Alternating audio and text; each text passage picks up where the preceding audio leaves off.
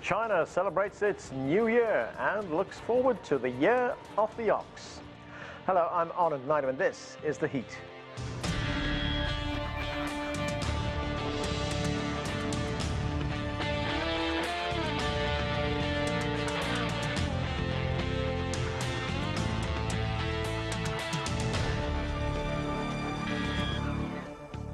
Chinese, both at home and abroad, are celebrating China's Lunar New Year and the Year of the Ox. China Media Group's major Spring Festival gala kicked off the festivities with hundreds of millions of Chinese tuning in to watch the TV extravaganza. But the huge migration of people traveling home for family reunions and celebrations is not happening this year because of precautions over COVID-19. So there is lots to talk about, and joining me now from Beijing is Shindo Xu. He is a senior fellow at the Pangal Institution and he's host of CGTN's Dialogue Weekend. Also with us from Virginia here in the US is Changhua Wu. She is the CEO of the Beijing Future Innovation Center. With us too is Sean Ding. He is the co-founder and CEO of G-Risk, a global risk analysis firm. And also joining us is Zach Dance. He is a digital producer for CGTN and he produces content for a project called Pandorama. It's a YouTube channel dedicated to all things Chinese. Well, welcome to all of you to the show and happy Chinese New Year. And Shindo Xu, let me start with you in Beijing. Happy New Year to you as well. The excitement is already underway. We saw that big TV extravaganza in Beijing just a few hours ago. So set the scene for us as China starts to celebrate this big New Year. Well, as you mentioned, Happy New Year. As you mentioned, it's a special year because usually people would go to their hometown to celebrate the occasion with their families. That's the occasion for family reunion. But this year, because of the pandemic, so most of the people just responded to the call by the government to spend their year in where they are. But this also creates this rare opportunities to spend the time with your friends, with your colleagues even, to meet the new year and greet the new year, to celebrate what over the past year. So it's something like you have lost something and then you gain something. And for other young people, they would say, hey, there's less pressure, when you face your relatives, your family members asking you whether you're getting married, you have a boyfriend, a girlfriend, things like that. So yeah, it's a very different, but in general, more or less at the same as last year or the year before, I would say. Well, Shindo Xu, certainly lots of opportunities. In fact, President Xi Jinping and President Biden of the United States also used this as an opportunity to talk to each other on the telephone. Both wished each other well in this Year of the Ox. They also talked about a wide range of international issues. What can you tell me about the telephone call and what it might mean as a first step towards rebuilding the relationship between these two countries? Obviously, that's goes without saying. This is a very important call between the two leaders of the two of the most important countries in today's world. So it has been looking forward to by a lot of people to see. And I think if you look at the content, on one hand they do have their differences as usual. And if you look at the tone, it's very important. That is very moderate from both sides. From Chinese side, Prince Xi talked about, he called for the restoration of this very important channels for communication. And he called for more dialogue between the two sides in different sectors, foreign affairs, military, and other sectors to talk to each other to avoid any misjudgment or misunderstanding. Here the mates, there are differences, but it's really about how we handle our differences. And from Biden's side, obviously, there are, he expressed his concern. At the same time, he also made it very clear that the two countries need to work together on issues like global health, on this global economic recovery, and climate change, etc. So it's as expected. And also, if you look at the timing and the greetings from President Biden to this Chinese people at this occasion, it is warmly welcomed. I think the timing is a smart choice for the Biden team. to say the greetings at the eve of the Chinese New Year. So in general, this is a very positive tone, and it could help set the tone of the bilateral relationship for the new year. Okay, let's go to Virginia, just across the Potomac River there from where we are, to Changhua Wu. Changhua Wu, great to have you with us on the show. You know, we normally come to you on the heat for your expertise on climate change, but today we're going to talk about the Chinese New Year. What can you tell us about what it's like to be living in the United States and celebrating this major event, what the Spring Festival means to you, and how you would be celebrating it with your friends and your co-workers? Sure, thank you. Happy New Year. Happy New Year to you and to other colleagues as well. And there isn't really much to celebrate this year, particularly here in the U.S. And the U.S. remains in a sort of still critical situation with the COVID virus at this moment. And but I do appreciate the time spending with my son in particular. And the way we spend this year in particular, far away from most of the family members back in China. We use WeChat, right? And WeChat not only just messaging, but also video. So you get a chance actually to greet your parents, your relatives, and even colleagues, friends through the WeChat social media platform. So that has helped tremendously in a way that you suddenly don't feel so far away from them, particularly on this particular special day. The Chinese New Year is always really the biggest festival in the country, and deeply in the culture, in the society.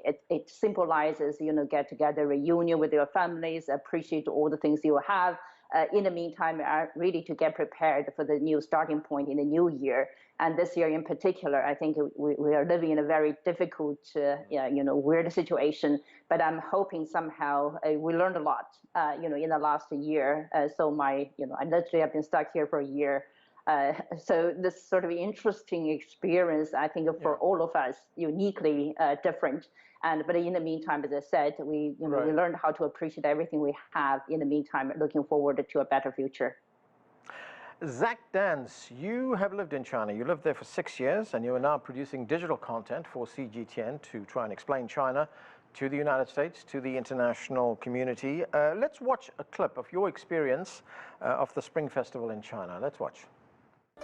What was my perspective like for Chinese New Year? Wow. It's a lot like Christmas in the West, but rather than just celebrating with decorations and stuff, the whole country basically just shuts down. Like, everything. I remember my first year in China, I had no idea what to expect. I booked a train to Beijing expecting dragons dancing in the street and giant parties and everything. And the result was nothing. I mean, there were decorations everywhere, but everything was shut down. All of the restaurants were shut down, and that's just because everyone's at home with their families. So, Zach, tell us a little bit about what you learned about the Spring Festival and the insight it gave you into China and its people. Sure. Well, first of all, thanks for having me on. Getting the chance to experience Spring Festival in China as a foreigner is a really special thing. Like I said, it's sort of comparable to Christmas, but it's also just totally different. Like here, if you're going to spend Christmas with your family, at most you might come for a week, but probably less than that. Maybe just the weekend or 2 or 3 days. But in China, I mean, really, things just shut down for weeks at a time, sometimes even a full month, and people will just stay with their family and have a good time. So the fact that China's missing out on that now it's really sad. Hopefully people who are still with their families actually can experience it. But yeah, it's difficult during lockdown now. And during this time, Zach, when you were celebrating the Spring Festival in China, were you able to travel around as well? When I was there, yeah. The story I gave was my first year when I was in Beijing, and what happened was a coworker's family invited me to stay with them, and I got to make dumplings and watch the Chinese New Year gala and just feel the experience of what it's like to actually be there in that type of situation, which is really, really cool. People are extremely hospitable and kind.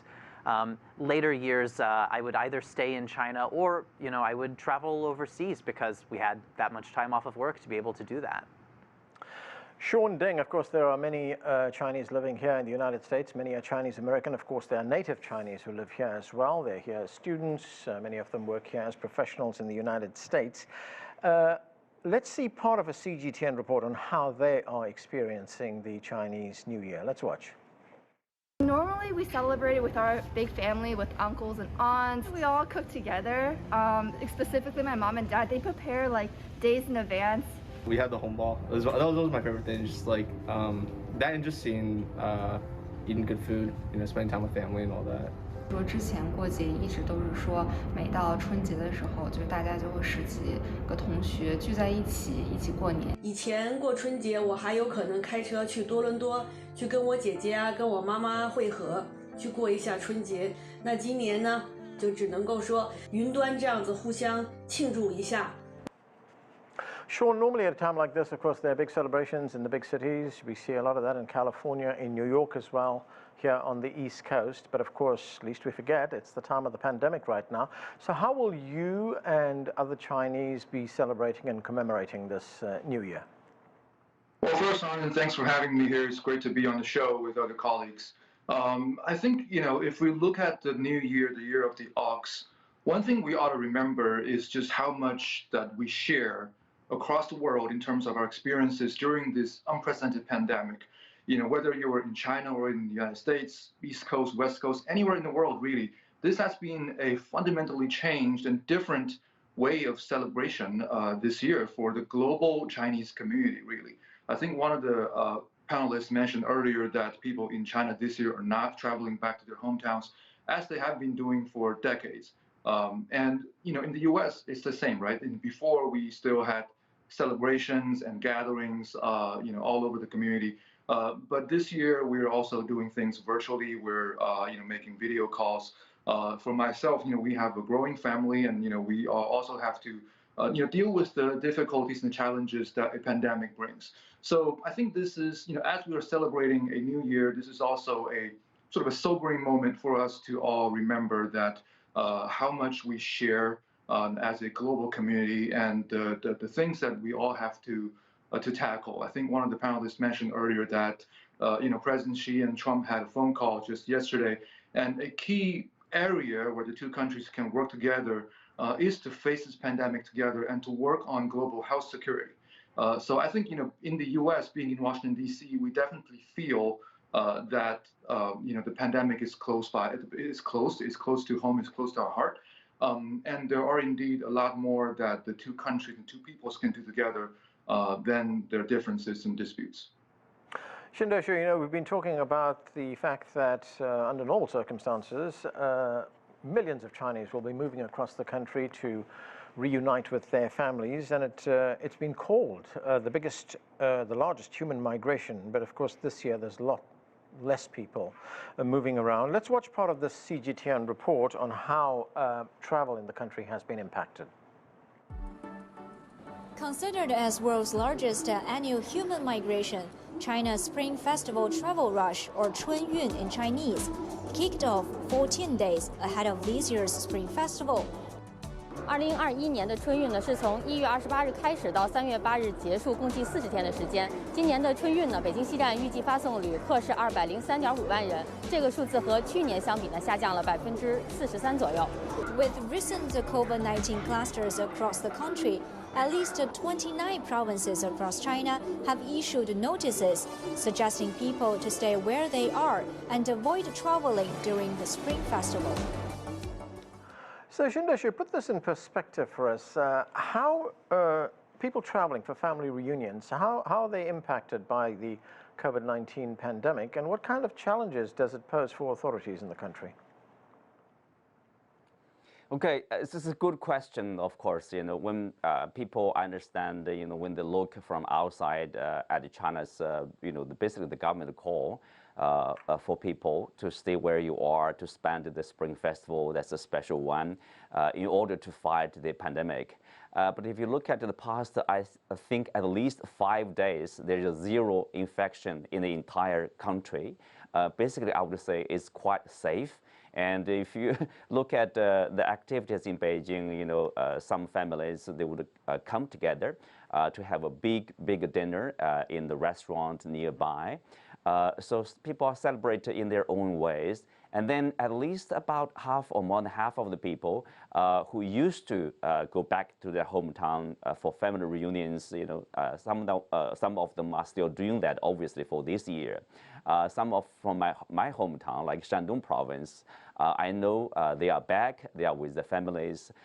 Yes, there are always much less activities than usual, than in the past. You know, this is the time not only for family reunion, but also for extension of, in a bigger sense, of family reunion, because you are expected to visit your relatives, like your uncles on your mother's side, on your father's side, your aunties, etc. That's a big family thing. So yes, I expect a lot of less, you know, interaction among people. Right. After all, you don't want to bring the virus to your home and to somehow put your family in danger. So people are still practicing this, you know, with masks and keep social distancing, you know, but at the same time, carefully also celebrate the occasion. Zach, as you follow the social media platforms, how much of a role is social media playing in connecting families as they meet virtually this time? It's huge, you know, just as other panelists have mentioned, right now social media is, for a lot of us, the only thing that can connect us together. So we can use photos, videos, do video calls, things like that, and all of this is in lieu of actually being able to meet up in person. But we still get the opportunity to share with so many people. So social media is a blessing in that way. Right, and of course China has some social media which are massive. We think about Weibo, and they use WhatsApp a lot more than we perhaps use it here in the United States. Oh yeah, I mean, the role of WeChat in China is absolutely enormous. I mean, that's something that is your all-in-one go-to app for messaging, sharing, social posts, also, you know, things like buying movie tickets or train tickets or plane tickets. Everything you do on WeChat, and that includes connecting with your family. Sean Ding, there are, of course, Chinese populations all over the world in many countries. We think of just Asia, there's Chinese populations of some significance in Thailand and Malaysia. Even my own country, South Africa, has a small but significant Chinese population. They will be celebrating this Year of the Ox as well in South Africa. But of course, again, the pandemic will be having an impact on that. Let's watch part of a report from there. Let's watch. Colorful cultural events usually held by the Chinese community in South Africa will also be missing. In keeping with the new way of interacting with colleagues, friends and family, an online treat has been planned. There will be the traditional dragon dancing, and there will be the traditional lion dancing. There will be that. They will probably have some street parades, you know, but maybe with more limitations. I think not the normal 2,000 people in the street, just the performers and the members of the committee. So, Sean, talk to us about how an event like this, you know, the Lunar New Year, how it's celebrated around the world, how it connects Chinese communities, the Chinese diaspora, if you like, you know, among themselves as well as back with China. Well, Aaron, as you know, the Chinese diaspora community is very diverse. In different countries, they integrate and they assimilate with the local cultures, and the way they celebrate is also you know, different in different countries and different regions of the world. But some of the elements are indeed shared, and they're carried out throughout history. That's been unchanged. For example, you know, gathering, giving out like the red packets, you know, the lucky money to your friends and relatives and co-workers, as well as some of the you know, the dancing and the lion dancing activities that we've seen all around the world. So you know, there are a lot of similarities and things that are shared by the global Chinese community, and I think this is something that's universal, right? You know, people in a time of change, in a time of new beginnings, and to welcome the spring, really. I think, you know, this is the spirit of celebration is really universal. And although people from different regions in China, for example, from the north and south, they celebrate it differently. And of course, folks in South Africa and Washington, D.C. or New York might celebrate Chinese New Year differently, but the spirit is the same. It's the spirit of welcoming this new beginning and turning a chapter on the previous year, and to embrace the new possibilities. Wu, this is the year of the ox. Can you explain the significance of that and what it means for 2021? Is it an especially auspicious year for certain things like, I don't know, getting married or having a baby or what? Well, yes, it definitely is a good year. I think it's called the golden ox. According to the traditional knowledge of the cycle, stuff like that, that means actually wealth and prosperity. It's definitely a good year to have babies, to get married, and also a lot of people looking for prosperity and particular, recovering from the pandemic because, the world, the economy has been locked down for a year. Almost a year, and to China probably started earlier. So now we are getting to a pivotal point that we are coming out of this sort of a pandemic period of time and moving into the recovery mood. And so definitely the beginning of a new year, particularly called the Golden Ox, definitely means a lot of things, and it offers people hope. And aspiration, and so it's definitely a good year to do a lot of things, and people can go out and start making a lot of money. Shindo Shu, of course, like other countries around the world, China was hit by the coronavirus. If we remember this time last year, it was raging in the city of Wuhan. How has that changed things for people and how they interact with each other in the country, especially at a time like this? As I mentioned earlier, yes, people still have this concern that it's not free yet. Let's say people are still using masks and still keeping the practice necessary. But at the same time, I think there's this confidence, and I think from the government's level, from the public level, there's this confidence that as long as if there's a small outbreak in any part of the country, and then there's a speedy action usually, and then there's isolation, identification, and testing, tracing of the contacts. Usually it takes about 1 week or 2 weeks. Things will be brought under control. So the confidence, this kind of confidence based on the experience, is very important. So for a lot of people, people are confident on one side. You do have this concern. It's not completely safe. You still need to take the precautions. But in general, people are doing the usual activities at the same time, practicing some of the precautions over there. On one hand, I would say also people are looking at the global situation. I would say they are a little bit nervous, because it's still far from the end of this pandemic, and people are seeing this vaccination, being done in many countries. At the same time, you do have these new mutants.